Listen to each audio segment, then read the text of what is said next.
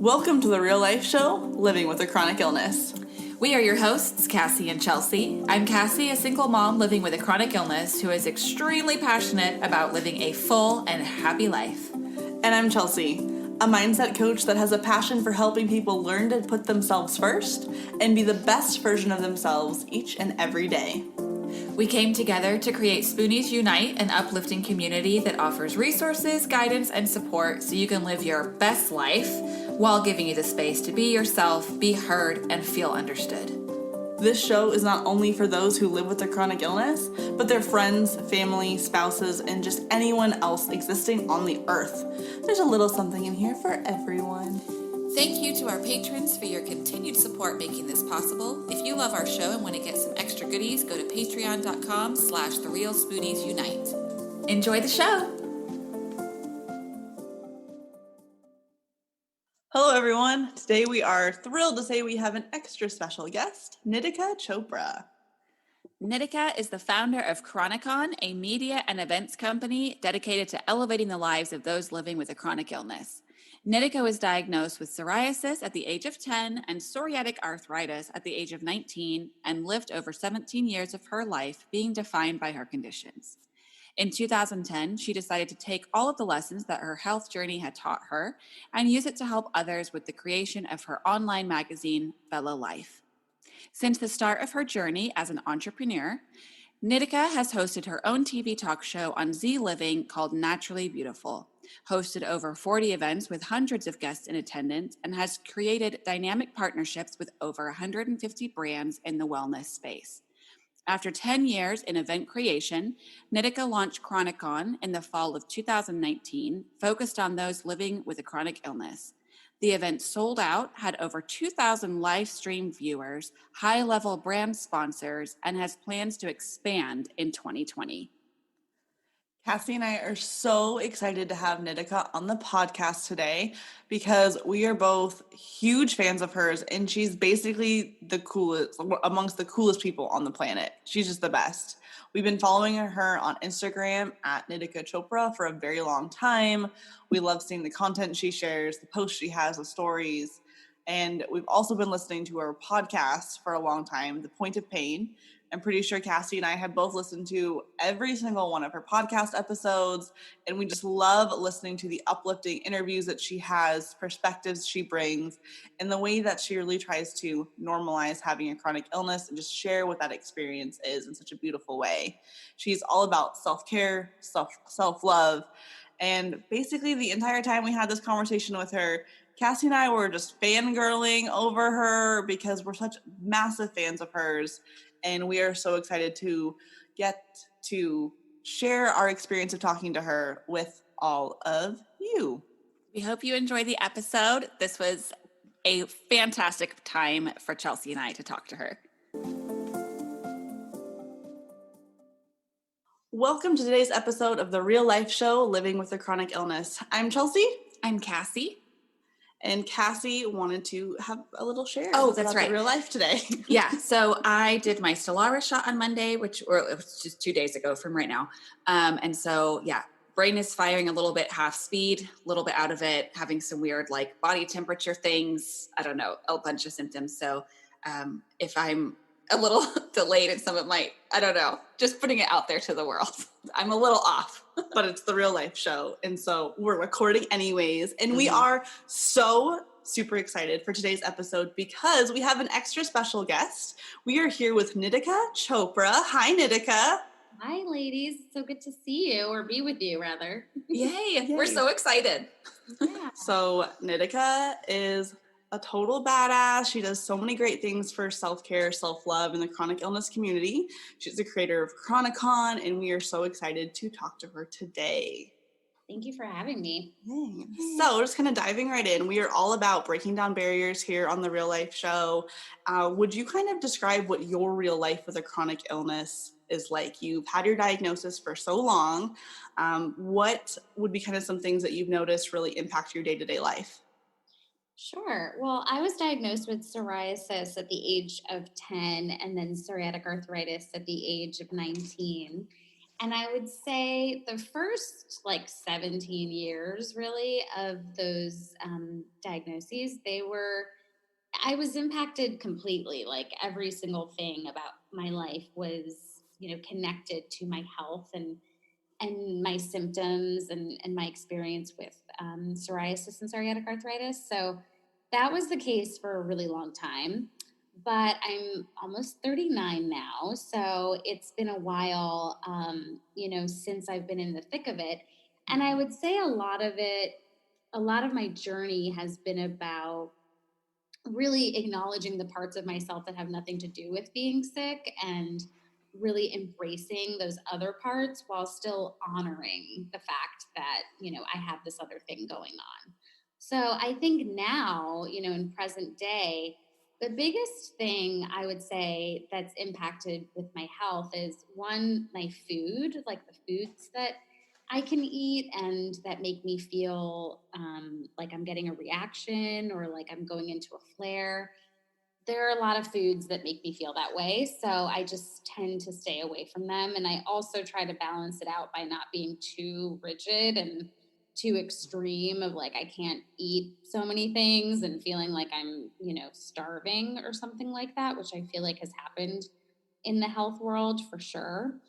And then the second thing is actually my mind. I feel like my, training, because I got psoriasis so young and I like had to quit all sports and I had to like deal with extra bullying and, so many things. I feel like my thoughts I have to be really diligent about my thoughts, which I think most people do. But as it relates to my health, I have to really retrain myself and remember like, no, you can go to that Pilates class and no, you can, go for that long walk right now. You're actually not, you don't have symptoms of your arthritis. Like you can actually do these things. And a lot of times that's something that I have to really work on.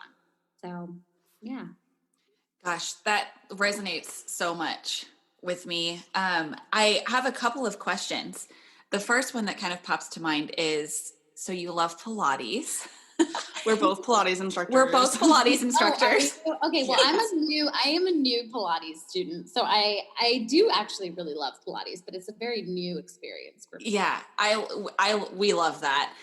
It's so great for your joints. It's so great for arthritis. So just little, fangirl moment over here. Yeah. But then, secondly, what do you think, as far as finding the right foods for you and what foods you're staying away from, what have you found is your best method, I suppose, to finding what works for you and what doesn't work for you? Just process of elimination, Yeah. food I mean, journaling. I work with an integrative doctor and I have, for a very long time. I know that they can be very expensive. And I do appreciate that it's sad, but it's a privilege to be able to work with an integrative doctor these days. But I have, because it's just the way that has helped me, the thing that's helped me the most probably of understanding what's really going on. So through that work, then I have somebody who's doing regular, blood tests and gut tests and, all kinds of tests like cortisol and things like that. But with the food specifically, she's testing to make sure that I don't have any specific allergies. And then we've gone through a process of, that elimination diet that a lot of people have probably heard of. And I actually think that, when I've done the elimination diet, and that's like, basically just eating meat and vegetables, like no grains, no sugar, no dairy, all the things. It's felt very extreme to me. So I'm currently in a place where I did it for like a year in 2016, and I lost like, I don't know, 25 pounds in like 2 months. Wow. And that's happened to me several times where I've met a new doctor and they've put me on this diet, and then I lose literally like 25 pounds in 2 months. Like that just happens. That's happened probably like 4 or 5 times in my life. But then I feel like my body is in a state of recovery from that extreme, diet really is what it is, even though it was for my health. for a while afterwards. So right now, I've kind of taken what we did with the elimination diet, and I think it was good because it helped kind of level set my gut, and it did help my gut. But now I'm sort of just taking those principles and just not feeling so extreme about them. Like Mhm. I follow the protocol basically because I feel like crap if I don't. So I know that, if I eat a certain amount of grains, like I just really don't feel good. Or if I have too much sugar, my body is so sensitive. Like, I feel like my body will freak out. So it's just really getting to know my own internal compass and then taking that with what I've learned through all of these things with my doctors as well. Yeah, that's really valuable to do those elimination diets, like you said, to kind of find your baseline and then you can figure out what you can add in or what else needs to be taken out. Yeah. Because you're right, it can feel like really restrictive and almost like I really love how you put that your body has to kind of like recoup from doing it. Because Yeah. I know that I have felt that way with various diets like that too, like the autoimmune protocol diet and stuff like that. Yeah. And so I think everyone's so individual. You have to find what is right for you, like you said. Yeah. I really liked how you talked about how you've learned what your body needs or things that kind of trigger you not feeling good. So do you kind of have a process of checking in with yourself like every single day throughout the day to kind of know how you're feeling to give you ideas of what you need to do to help you feel better? Um, yeah, I think one of the things that has really helped, and this actually helped me in like my business and so many other areas of life too, is I really just think that if you keep things simple, like as like generic as that sounds, I just feel like it's been sort of a lifesaver for me. Like, I live in New York. There's a million different, directions I can go and things I can do and foods I can try and all this stuff. But I just kind of know inherently that my body doesn't really feel so great when I, try too many things or I do too much. So, and that's in general, right? Like if I'm around too many people, I'm such an introvert. So, if I'm around too many people or try too many types of food. So I would say, my body, I've always said, is my biggest teacher. And as a kid, I definitely hated my body and was angry at my body for talking to me so much and being so loud and sort of vocal, when it would flare up and when it would be sick and have symptoms. But as I've gotten older, I mean, I even talk about my body like another being, like I Mhm. say she and her, and I really honor that it's this vessel that I have been given and that I need to nurture it and love it and care for it. And when it starts to speak to me, like for me, everybody's different, but for me, sometimes I get this like blood sugar thing. I actually had it this morning. I think I ate I was like snacking. Coronavirus like has me bored, so I was like Mhm. snacking at night. And I usually don't do that. But I woke up this morning and I felt like my blood sugar was just totally off. And so, and so I'm listening to that and I'm like, okay, what do you need? Let me go for a walk in the park. Let me, I put on a exercise video and I exercised this morning. I made sure to make myself breakfast, because I kind of can like, I'm pretty good with breakfast lately, but I also like get annoyed of having to be regimented. So sometimes I'm like, oh, it's fine. You don't need. Mhm. So yeah, I don't know if I'm answering your question, but I feel like just going inward has been really helpful and just taking that time to listen. And it sounds so generic, but it's just a muscle. It's just a practice. Like, it is kind of generic in the beginning. It doesn't really always make that much sense. But if you keep doing it, I think it does make sense over time. Well, that makes a lot of sense. I think it's something that can be so easy to shut down your signals you're getting from your body, especially if you've got a chronic illness and you're like, well, if I pay attention, all I'm going to get is fatigue and pain or whatever other symptoms you've got. But it's those signals that can help you make the best decision for yourself for the rest of that day or that next hour to help Yeah. you feel a little bit better. Yeah, totally.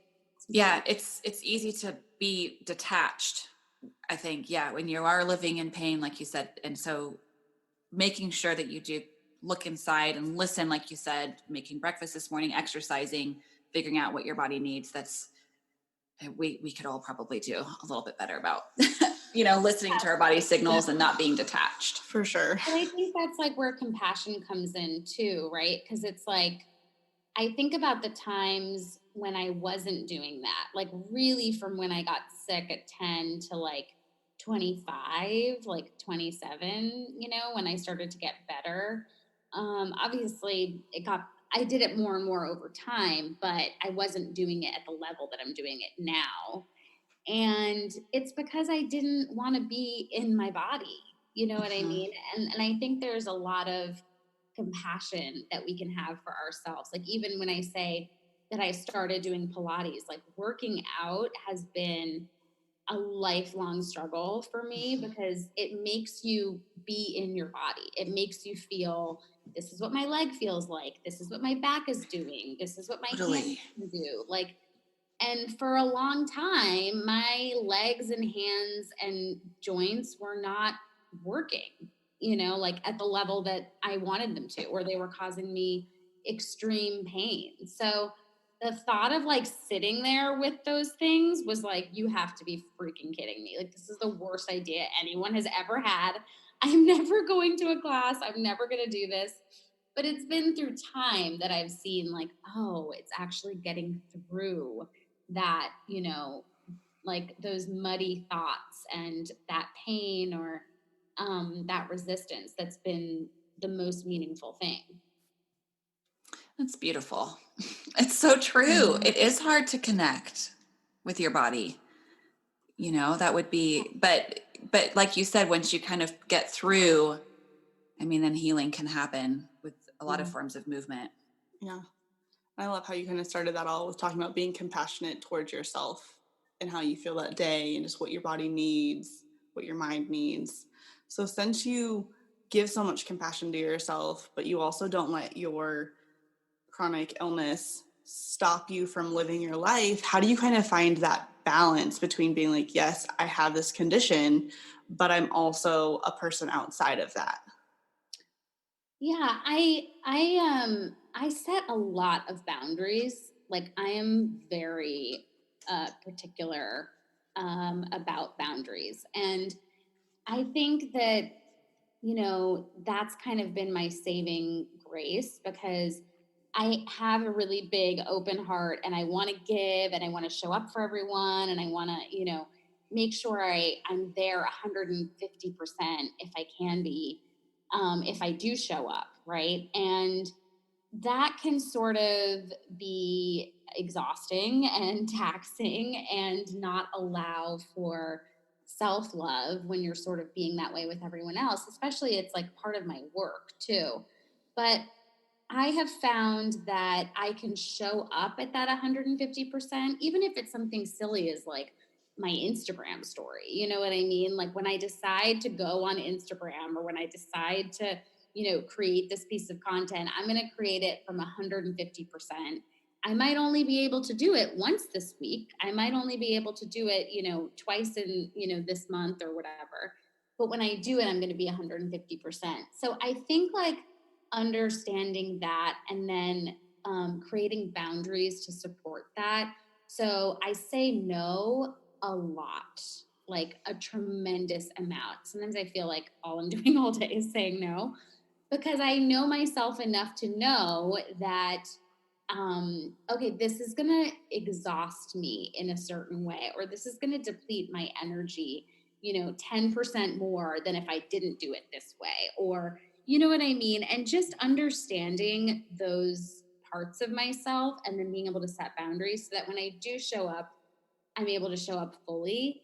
That has been so helpful. And it's made me feel more safe. It's made me feel as much as like I'm saying no and there are a lot of boundaries, you'd think that that would be like a negative thing, but it's kind of how they say with children that like children need rules and they sort of thrive when you give them a container and like a box in which and obviously not an oppressive box, but, something that's supportive, and helps them understand like these are the parameters in which like this feels safe or this feels healthy. I feel like we need to do that for ourselves as adults, and we often don't, and we're often not taught that as kids. Um, and so, yeah, so that's kind of the way that I've been able to go out and be my full self while still dealing with these conditions and, not let it bring me down too much. I love that. This is freaking incredible. I'm like almost in tears over here. Honestly, because like, yes.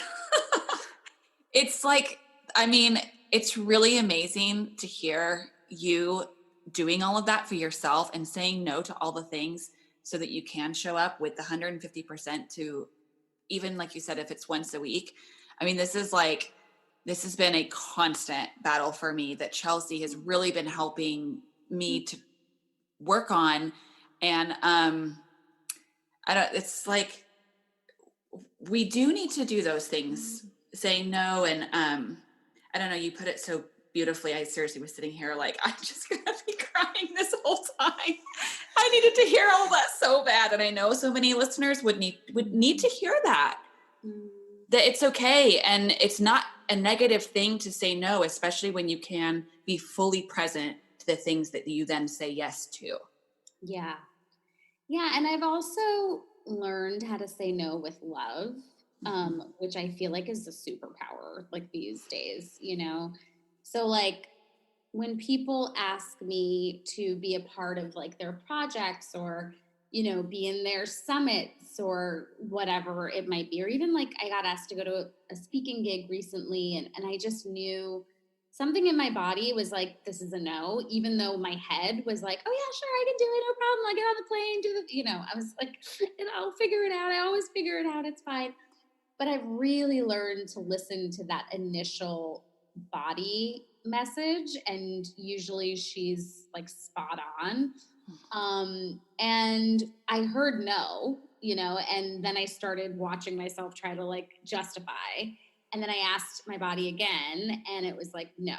And so I wrote back and I was just like, I'm so honored that you asked me. Like, thank you for wanting me to be a part of this. I really know it's going to be a tremendous success. And unfortunately, I won't be able to be there, but I can't wait to see what we do together in the future. Like, they don't even feel the no. You know what I mean? Like, it's such an abundance of love for them because I am grateful and I do wish I could be there, but sometimes, a lot of times people, avoid the no and then avoid being direct or clear, which I have done this too. It's not, to put anyone down. It's like, we're kind of taught that. That's actually why I created my podcast called The Point of Pain, because I felt like we're taught as a society, as a culture, to avoid discomfort and avoid pain. And when you have a chronic illness, you really don't have that privilege for a lot of us. And yet there's still so many other areas in our lives where, listen, I'm already dealing with pain 24/7 in this one area. I don't want to deal with that other pain that's going on. Like, I'm just this too much, And so I think finding a way that was genuine for me to take the emails or the DMs or whatever and really be clear about them and really honor these people who are coming to me and saying they want me to be a part of something or want me to show up for something, or even birthday parties, or it's like, oh my gosh, I'm so happy you were born. I'm so grateful for this invite. It's going to be such a fun day. I'm so sorry I can't come, but I'll be, thinking of you and wishing you the best day ever or something. You know what I mean? Yeah. But it's like, I don't know. Don't mean to go on a tangent about that, but I'm all about saying no. I just love how, I mean, you're right. You're saying no with so much love, but you're also not leaving room for them to come back and be like, are you sure? Because I know when I say no, I kind of like give a half no. I'm like, I don't really want to. But yeah. And so then if it's easy for someone else to come back in and be like, oh, well, we really, really need this. for whatever reason, and then I feel guilty and then I say yes, even though I wanted to say no. So I love that the way you phrase that is just there is not room for them to come back and be like, but pretty please, could you do it anyways? And it is such in a compassionate way that it does make whoever you're saying no to still feel valued and still feel important. And I think that that's a great message for people out there to hear. If you can say no to someone and it's not going to turn into this guilt-ridden situation, it can still be this really beautiful, loving thing. Yeah. That's No, a but good I point. think that's so great that you're acknowledging that you do that, because you're not the only one, like, for sure. And I think women actually, we are not taught to say no to things. And so, yeah. And so I I feel know. like, but I practice that. Like, I practice being very clear. This is an actual, I'm not doing this. I'm not showing up for this. There's no room for me to show up for it. And I said this to one of my best friends last night. I was telling her, like, the most loving thing someone can do for me is to be clear and direct. And that is the honest truth, And so I know that if that's what makes me feel loved, I'm going to practice that. I'm going to do whatever I can to be clear and direct in my relationships, in my communication. And I totally get that, that kind of wavering no. I think it's actually really powerful to mention, because I think a lot of people do that. And I used to do that too. And then I'd be like, wait a second, I thought I was saying no. I don't, what's happening? Why did this happen? You know what I mean? Well, So and with you having that boundary, it just kind of like knowing that you are saying no, it also just puts that energy and vibe out there that other people will pick up on, that it's like, this is a no, this is a yep, firm line. yep. Whereas if you are feeling conflicted within yourself, that energy also goes to the other person too. Yeah, because it's like, I'm big on, like, we have to take responsibility for our experiences and for our emotions and for our lives, right? And that's in tandem with, we need to be surrounded by people that honor us, and we need to be in healthy situations. But in just starting with ourselves, I'm a huge, advocate for that. And in saying, like, a wavering no, and I felt this in, like, friendships a lot, probably more than a business thing. It's sort of, even though this is not what I mean to do, it's sort of like I'm making them make the decision for me. Yes. Mm-hmm. You know, Oh, even though I don't mean totally. to do that. I don't mean to do that, but I'm kind of like, well, if you really need someone, like, and then I hate them for it. And Mhm. then they decide for me that I should be there volunteering on a Saturday or whatever the hell it is. And I'm just like, I hate you right now, because I did not want to be doing this. And you told me that I have to do this. It's just, like, not even true. It's not even true. But so if we can just take responsibility from the very beginning, I think things will be much healthier overall. Oh, yeah. I completely agree. It's such a good point. I know. We all should do a better job at setting boundaries and learning to say no. Yeah, we've been talking a lot about that. And like you said, even when you do put it on your friends to sort of make the decision, which I'm totally guilty of doing, like I feel like last week, it's not even really fair to the loved ones, Yeah. because then they probably also know that it's going to take some of your energy. It's going to take some spoons, but then they like want you there, and it's just a bad situation. So you're right, being direct, and that's good stuff. We do need to all practice it. And so I'm curious too, would you feel like you have designed your life in a way to accommodate your illness, or that, because I guess I've made some recent changes to my work life, and then I'm working on saying no to things in my personal life too. But I feel like I've tried to fight my illness all the time and try to do all the things. And now I'm kind of reevaluating designing life with having this chronic illness and what one can do in a day or a week. And you seem to have created a really great balance, and you have these boundaries. So I'd be curious if you feel like you are designing your life with your illness, or to accommodate your illness and creating the best life you can with it Does that make sense? Yeah. Yeah, totally makes sense. I would say because I don't know. I don't know if I would have thought of it in that way, like that, oh, I need to do this solely because I have these chronic illnesses. I think it's more that I want to feel like I'm flowing in the direction of the things that I want and that I'm not pushing against a rock or a wall and trying to do things that are creating a tremendous amount of resistance and frustration in my life. And it's only because I've been in those experiences and I've felt that before that I can now say, oh, that's not where the joy is. That's not what's going to make me happy. Mhm. And so I think now, like I think about that question and I'm like, well, when I was starting my company when I was like 28, I was still dealing with my health, quite a lot. Um, but I, was also in this mode of starting my company for the first time. So I was like working all the time and going nonstop and I was really enjoying it. Like it was really a pleasure to do that. And I was also like 10 years younger than I am now. So it was like a different level of energy.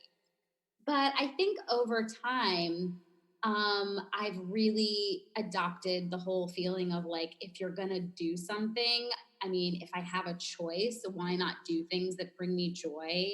Why not do things that make me feel good and make me feel healthy? So, do I have to, work on a project maybe later at night than I would like to sometimes? Or do I have to wake up for an early meeting and I'm like, oh God, my nervous system is not awake yet. And I like don't want to be up right now or whatever. Yeah, I do. That stuff happens. But people actually like schedule meetings with me now and they know I don't really schedule meetings before 10 a.m. because I want my nervous system to have time in the morning to sort of acclimate to being awake.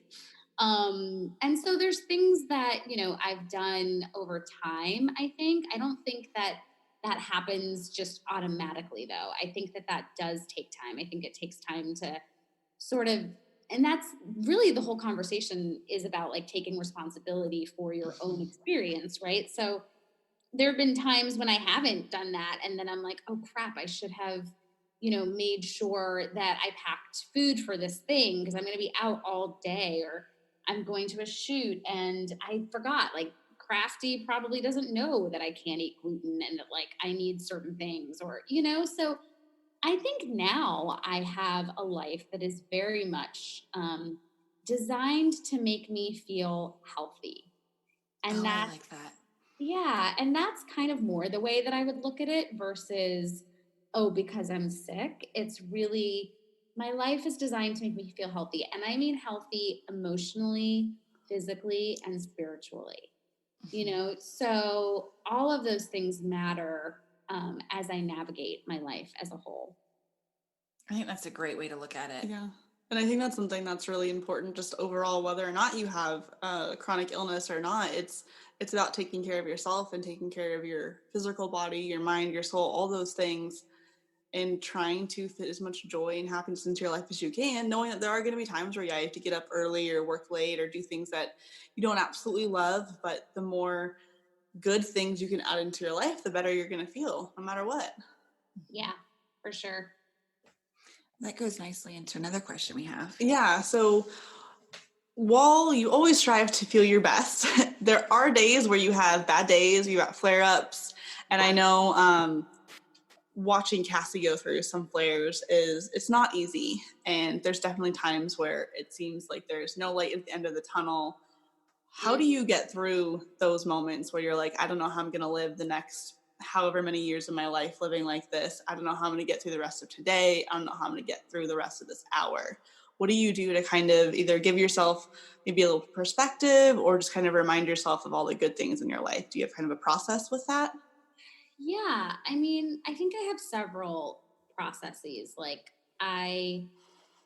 for one, there's just the very survival, part of that moment, which is just like, yeah, it is devastating. It is exhausting on a spiritual level when you are experiencing a flare up. And depending on the condition, you know, on a physical level as well, it can be incredibly debilitating. And I think first I just like acknowledge that I'm not okay right now. And sometimes that's really helpful just to, like, even saying that, honestly, it brings me relief because, again, it's the truth, right? Which is the most loving thing I can do for myself is just be honest.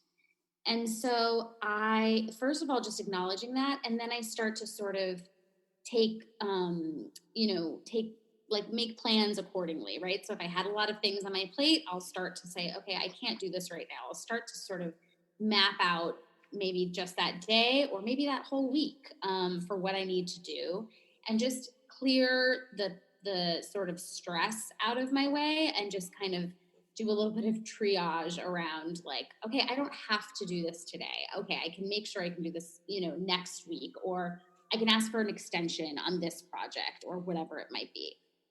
Those two things are probably the first things that I do. And then, I mean, just like, I am a big like Netflix and chill person by myself. And so I watch so much Netflix.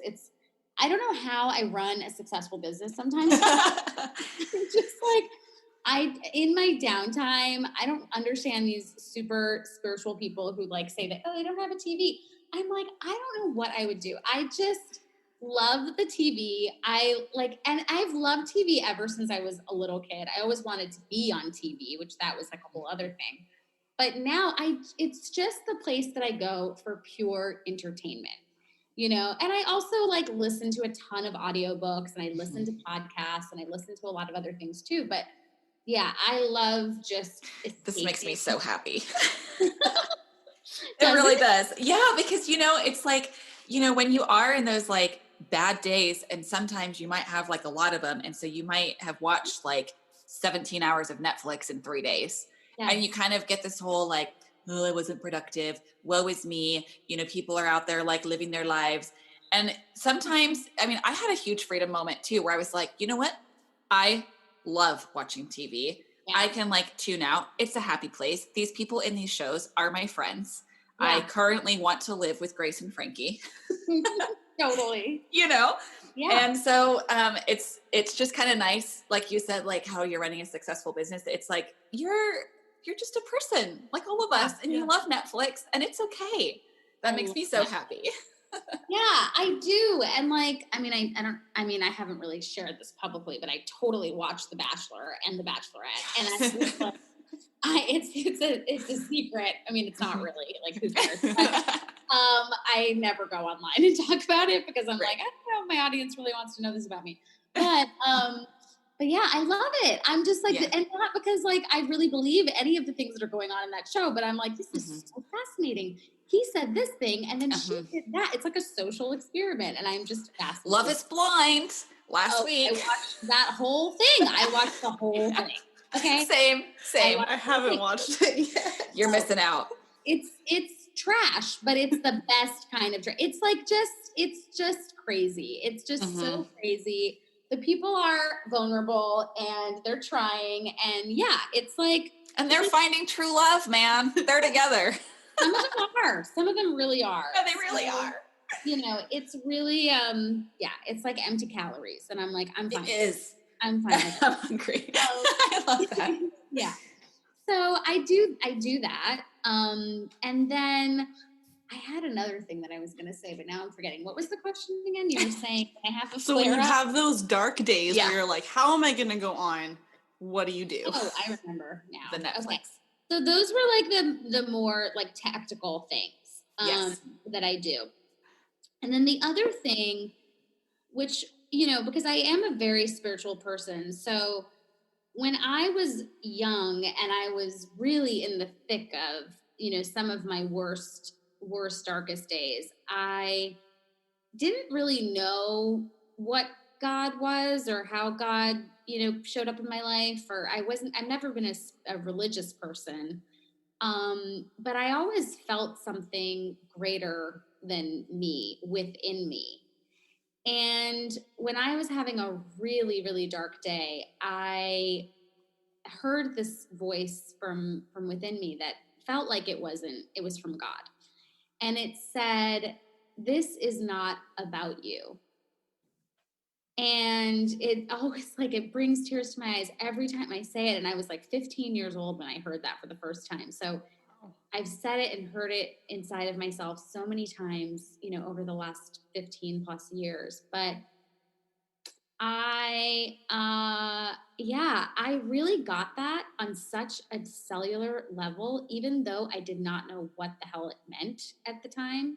There was no blogging, there was barely any internet. I mean, it was like, there was no podcasting. I didn't know an author. Like, to me, it was just all very, I just lived in my, tiny little bubble. I didn't know all these things, but I knew that that was the truth. And so I started to really implement this as my anchor in the darkest moments of my life. Like, okay, if this is the hardest moment that I feel in this moment right now, and I feel like I don't know if I can get through it, and I feel like I might not survive it, just even on an emotional level, I have to believe like this is not about me. And I don't know what that means in this moment because I'm in so much pain or I'm so sad or whatever. But I have to trust that that is the truth. And if that is the truth, I will be okay again one day. And it really has helped me so, so, so much in my life. I really think that one line has saved my life on many occasions. Wow. I What a really gift. feel that. Yeah, it was a tremendous gift. And I didn't know, that it would turn into what it's turned into now. But, and in terms of sharing about my journey and the way that I have. But, at the time I thought, well, if that just means that every time I see a kid who is covered in psoriasis like I am, or, a person that is getting made fun of, even just for the color of their skin because they're different than someone else, and I get it on a deep level and I can love them through it, that's a gift. You know what I mean? Like, it didn't necessarily have to be this huge career thing that I was going to do. So that's kind of my toolkit for when I'm going through a nightmare. Yeah, that's a beautiful gift, especially to hold on to and trust. It's Yeah. it's like you can just surrender to trusting that there's something more. Mm-hmm. Thank you for sharing that with us. Mm-hmm. Totally. And one of your other great gifts that you've given the world is ChroniCon. Mm-hmm. So we would like you to describe ChroniCon from your perspective. Kind of, why did you create it? What is the impact you want people to have? And what is ChroniCon all about for you? Sure. Well, so I thought of the idea in 2018, and I was at another conference, and I was walking around. I was actually CurvyCon, and I was walking around. I've not heard of that. That is amazing. Yeah, it's pretty awesome. And I was walking around. I was invited by the founders, and I was just there, kind of observing everything. And I was really moved by the fact that everyone in that room was really being celebrated for being exactly who they were. Right. And so, like, the brands that were there, they weren't like, oh, fine, maybe you can try this outfit. They were like, Queen, come over here. You're so freaking gorgeous. Please wear our outfit because you are exactly the person that we want to be in these clothes, Yes. Exactly. Yes. It was very moving. It was palpable, as I walked around, and I was really struck by it. And I don't know, I just got this like divine, download, I guess, from God, while I was walking around. And I was like, what would it be like for people who have chronic illnesses to feel this way? Like, what would that even look like? I don't even know. What are you even saying? I don't know. I was so like confused almost. I remember like walking around and just being so confused, like, what is happening? And the first thing I thought of was, because I have, I've had psoriasis. I used to have it from the tip of my foot to the tip of my head. So something simple as like getting a pedicure was really traumatizing for me growing up. And so the first thing I thought of was, oh my God, we could have like pedicure stations, and the women would be Oh, like, "Girl, come over here with your flaky ass skin. It's totally fine. We have a loofah for that." Or like, you know what I mean? Like, and it would just be like this spiritual experience for just like all the beauty and the fashion and the like awesome people, and and really shining a light on people who are thriving with a chronic illness, and acknowledging that we have this thing that brings us together, but it's also not all that we are. And yeah, and so I was just walking around thinking about it, and I was like, what would it be called? I don't even know. And I was just literally like saying the word chronic illness conference. Like I was just kind of doing that, And then I was like, ChroniCon? And cute. it was just so crazy. I mean, I got scared. Like literally, that's the first time it's ever happened to me.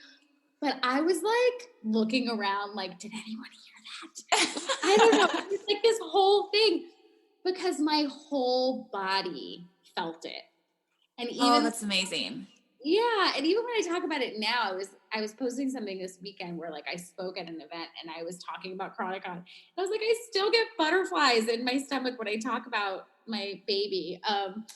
But yeah, I just really saw it. And then I sat on it for like quite a few months, because I was like, oh hell no. I have no idea how I'm gonna do this. I am like, still like freelancing, which is like fun and nice, but it's not like I'm not like rolling in the money to be able to like put on something like this.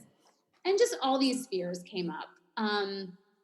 But there was also a call that was much greater than all of my fears, and that made it really clear that people needed this, and that it was met like literally with the tiniest drop of like, yeah, I might be going in this direction. It was met with such tremendous enthusiasm that I really couldn't ignore it or stuff it down. And then there was a momentum around it that was unlike anything I had ever experienced in any of the work that I've ever done. Wow. And so, yeah, so, that's again, like trusting, right? Like I had to kind of say like, okay, well, literally like my friend Stacy, we talk about this a lot. I think we talked about this on my podcast, but I always go to her with all my business ideas, and I'm always like, girl, I have this idea and I'm so excited and it's going to change the world. It's going to be so great. And she'll just look at me like deadpan and be like, that's not it.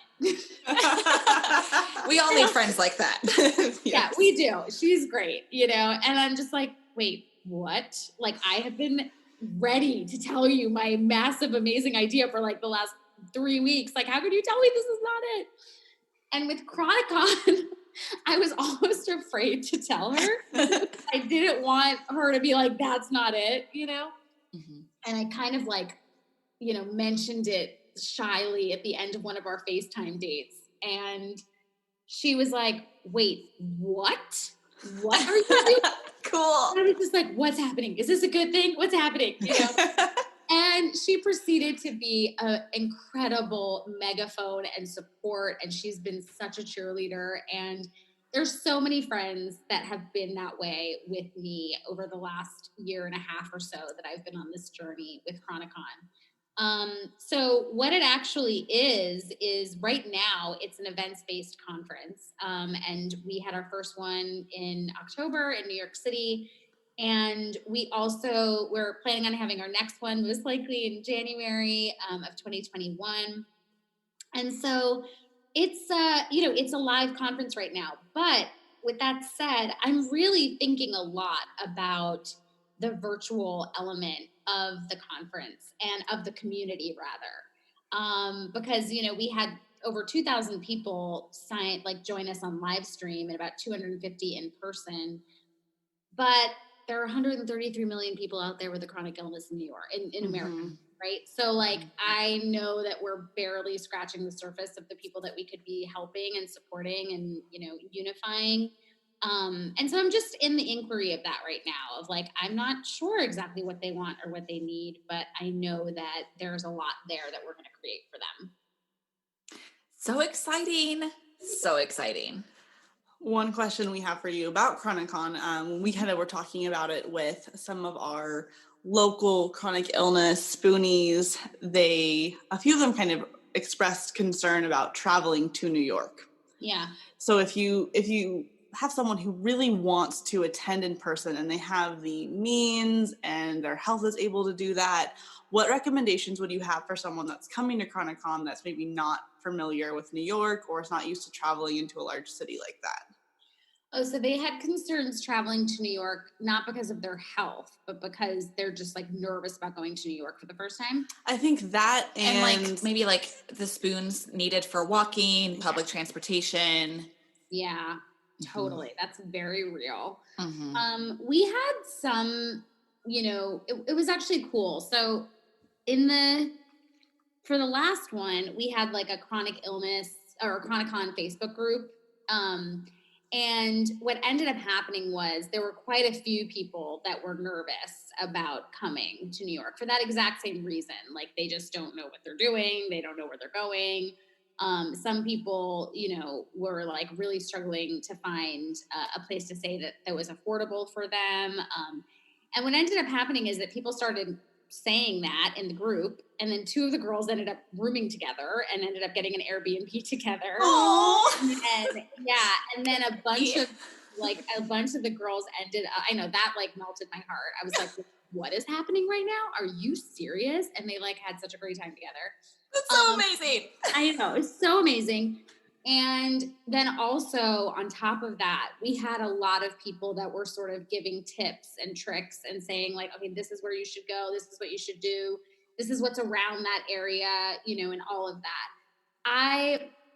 In my ideal world, I would have had like seminars on like what to do when you get to New York, but I was literally just flying by the seat of my pants, trying to make sure that everything happened with grace and integrity. So I didn't get to sort of dive deeper into some of those concerns like I had wanted. I know this year, I don't know if this will happen, but one thing that I was hoping for last year, which I'm going to try for again this year, is like even like a partnership with like a Lyft or Uber or something that people can have, so that if you do have to take an Uber, you get a $25 code or something like that, right? And you don't have to worry so much and stress about going to the event. That way, if they're there, let's say like on the day before or the day after, it's a little bit easier for those days because maybe there's not the time constraint as much. But with getting to and from just the actual event, like I would love to be able to make that as easy as possible. That's why we had it in Union Square last time, because it's literally the most central, easy thing for people to access. Like it's right in the middle of New York and everything is right there. But I totally get it. I mean, I think hopefully this year we'll have even more time ahead of time to get people connected and get people to feel comfortable. So yeah, I don't know if that helps. Yeah, but it sounds like you already got that, building that community with your Facebook group, which is just like so beautiful to hear. Yeah, that was cool. Yeah, that's really cool. I think you've done a really, really great job of knowing what the concerns of people with chronic illnesses would have coming to a conference like this and having those fears of how am I going to get from this place to this place. And I think you've done a wonderful job trying to give as many solutions ahead of time as you possibly can, especially knowing that you've done this one time so far. So that's awesome. That's very sweet. Yeah, the other thing that we did, which people won't know unless they were actually at the conference, but I sent out this really detailed survey before the conference that I wrote myself, basically anticipating all of the fears and concerns of pretty much every person with a chronic illness. And it was stuff like, food restrictions. Like, do you have, do you need a mobility aid? Do you think you might need one, or you don't even know if you're going to need one until the day of? Like, what are things that we can do to support you? And just really getting into like, and I had a lot of people after they took the survey to tell me that they felt a lot safer and calmer once they did that, because they saw that I was thinking about like every single solitary moment that I possibly could. So we do try to do all of that, as we're thinking about taking care of all these incredible people. It's so wonderful. That's awesome. That's so wonderful. What a supported community that you're building. Awesome. Well, before we move on to a couple last minute quick questions, is there anything else you want our listeners to know about ChroniCon? Well, follow us at ChroniCon Official. But yeah, other than that, no, I can't wait to share more when we build it out this year. Yay. Awesome. Well, we've got a couple quick questions to end. These questions could have very long-winded answers, and so if you want to elaborate on any of them, you can, but feel free to keep them as short and quick as you would like. First question is, what advice do you have for someone advocating for themselves in our healthcare system? Because that can be a little challenging at times. Oh, what do you mean advocating for themselves in our healthcare system? Like when they're at the doctor's office kind of thing? Yeah, so like if you're getting a doctor that's maybe not being as supportive or as open to what you're going through and experiencing and helping you get the help that you need, how can you be an advocate for yourself? Yeah. I mean, there are 100 different ways that I could mention, but I think the main thing that comes up for me is to have a buddy. I mean, as general as that might seem, but it's really helped me so much over the years, especially when I'm seeing a new doctor, that I'm not sure.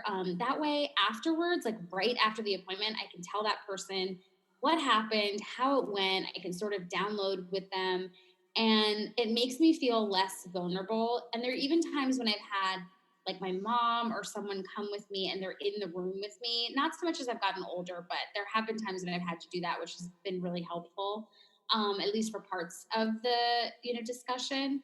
And it just makes me feel like I have that support system and like I'm not in it alone and it's like white coat against like patient, it just kind of creates a little bit of a balance, I think. That's great advice. I go to like 99% of my doctor's appointments on my own and have since before I even got my diagnosis.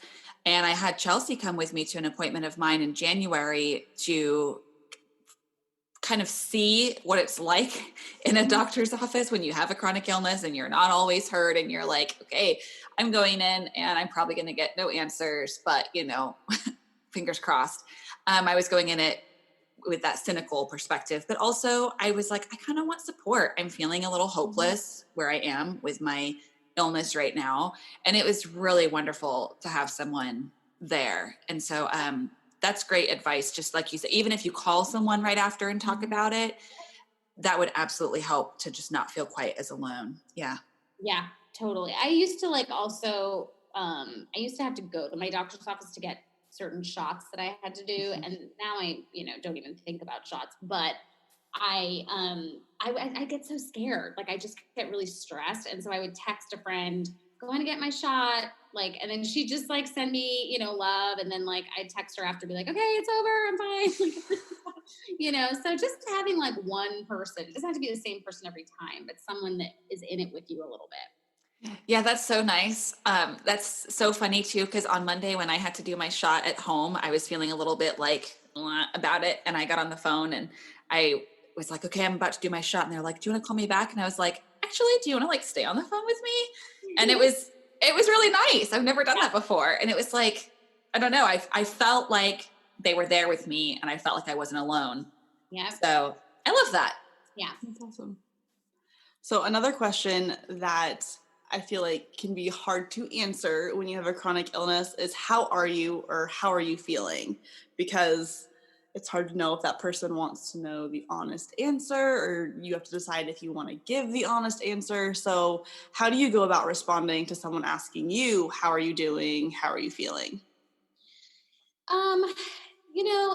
I understand that people like want to be honest and be like true and vulnerable. And I've talked about honesty and all of that a lot, but I also think that there is like a bit of self-preservation that has to come into play.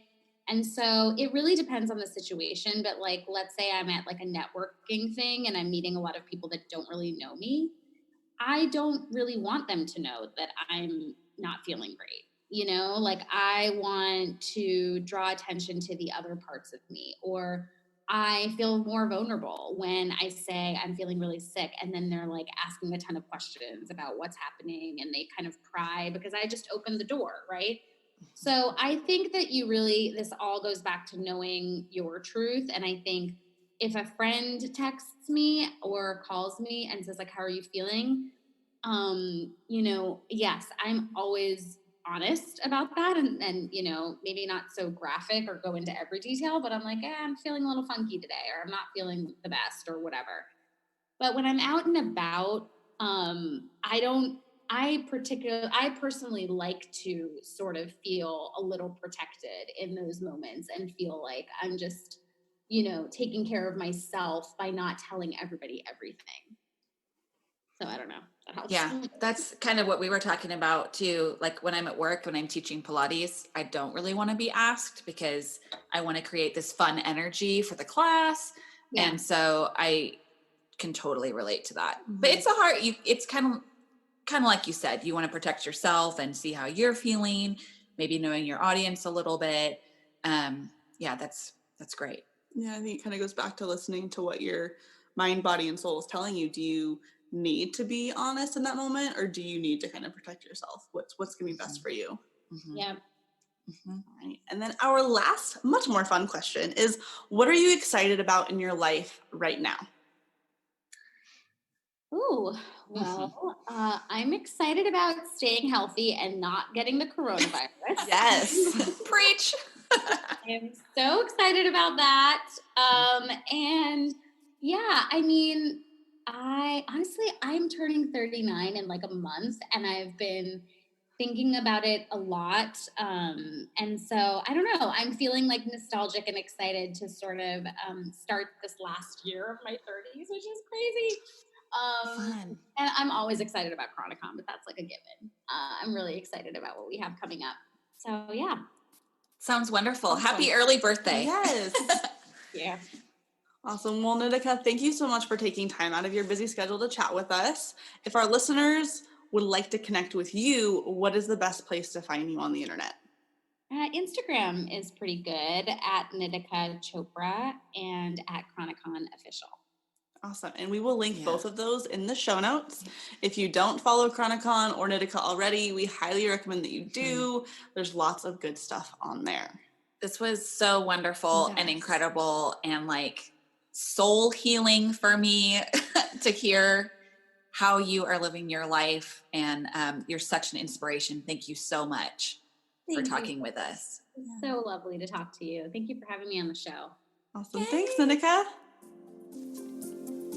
We hope you enjoyed today's episode. Please write us a review to help us reach more people like you. If you'd like to connect with Cassie and I, you can find us on Instagram at The Real Spoonies Unite. You can also join our private Facebook community, Spoonies Unite, or you can visit our website, therealspooniesunite.com, for all sorts of resources and to stay up to date with our current projects. And don't worry, you can find all of these links in the show notes below. Thank you to our wonderful Spoonie patrons for all your support, and you can become one too. That's right.